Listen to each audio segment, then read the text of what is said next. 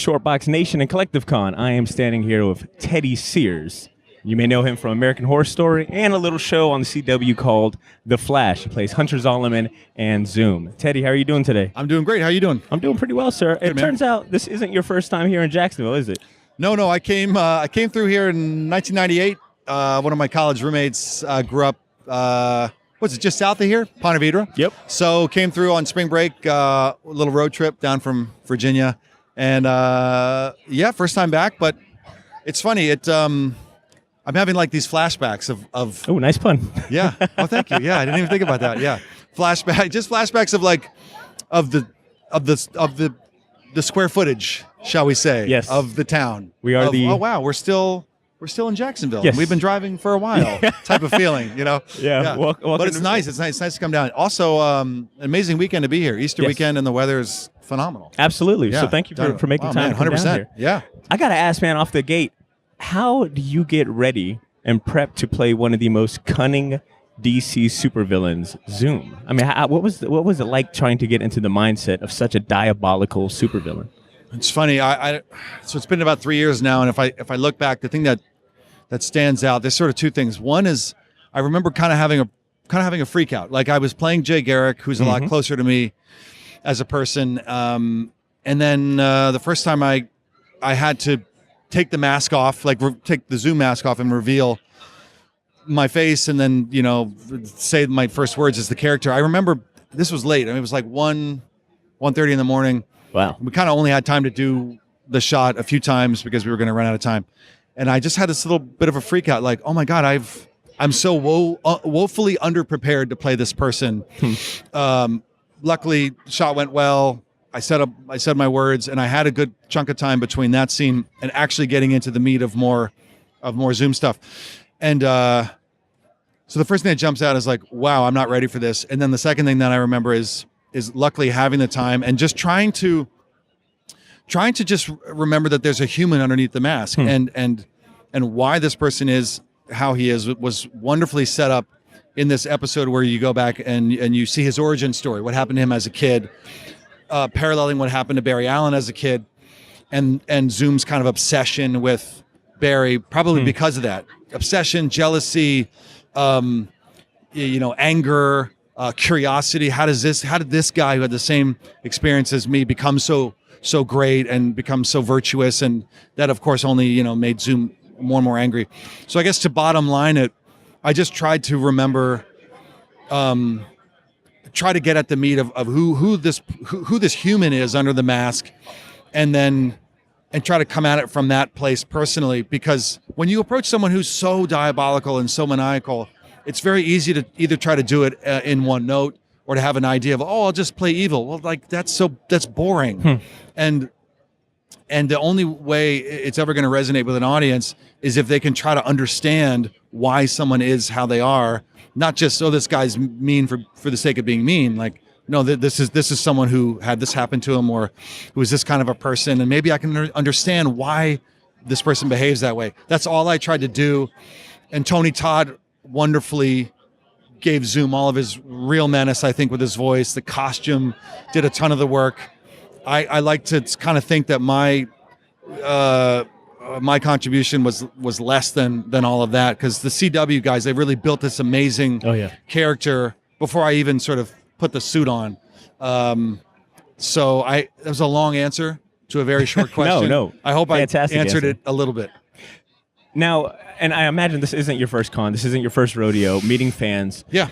Do you ever run into any hostility or fans like just afraid of approaching you because you just played and nailed Zoom so well? No, what I usually end up getting is I get people who they're upset that I became Zoom because they really liked the take on Jay, or they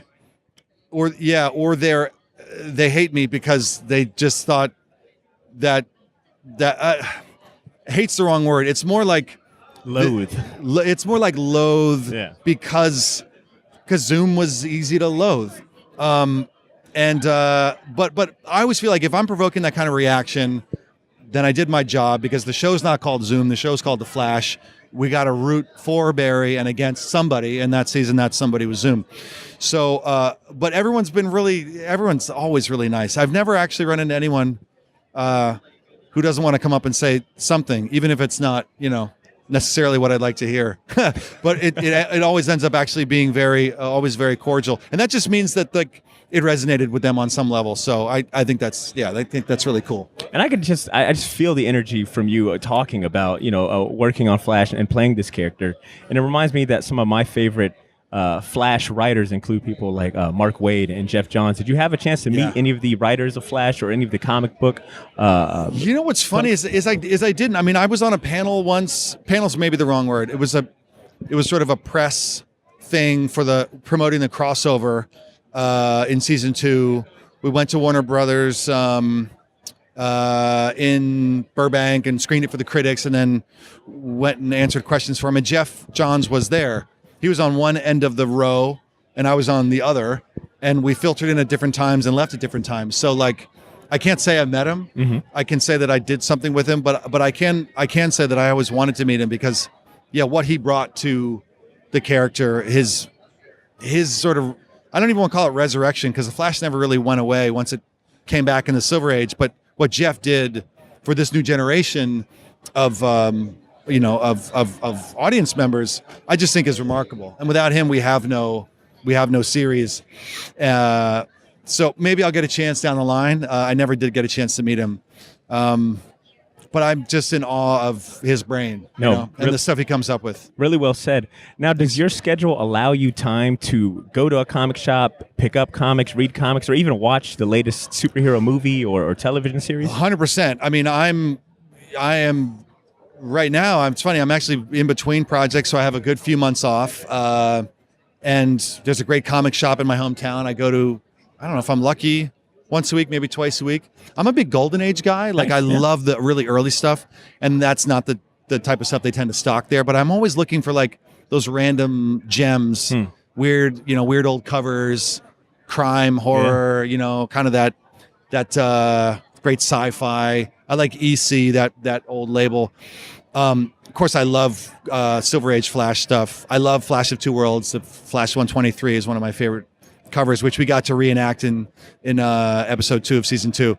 But certainly, man, I'm as normal a dude as you'll meet. I get up, I go to work, I go home, and I hang out with my wife. So when and that is very rarely 9 to 9 Monday to Friday. I got a little bit more time in my hands than I'd like to admit. Yeah. So plenty of time to consume all this stuff. But the one thing I have not consumed, man, is any of the Marvel movies. I just haven't done it. It's not the DC bias, is it?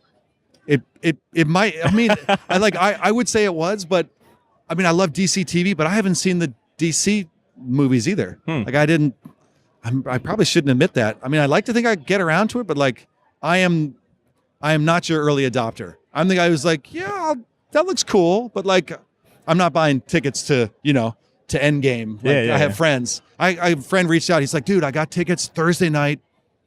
Endgame. Am I saying that right? That's okay. Good. Thank you. Yeah. I'm leave it to me to bone the title.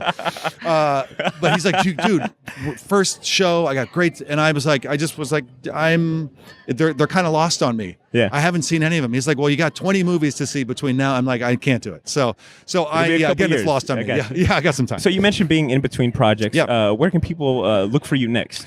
Currently, I'm on an NBC show called Chicago Fire. It's on Wednesday nights. I think there are 3 more episodes this season. I'm not full time. I have a nice storyline with one of the regulars on the show, and then I'm on a new Netflix series that'll come out in late September called The Politician from Ryan Murphy, who did American Horror Story. I'm in one episode of that, which introduces my role for the bulk of season 2, which will begin shooting later this year. So that's called The Politician, end of September, and then besides that, I'm here, and I'm hoping the phone will ring soon for whatever comes next. Fantastic. Yeah. Teddy, I'm going to let you get back to your fans. Thanks, buddy. Thank you so much. You're very welcome. Enjoy the rest of Thanks your for talking to me. weekend. I appreciate it. Yeah, thanks.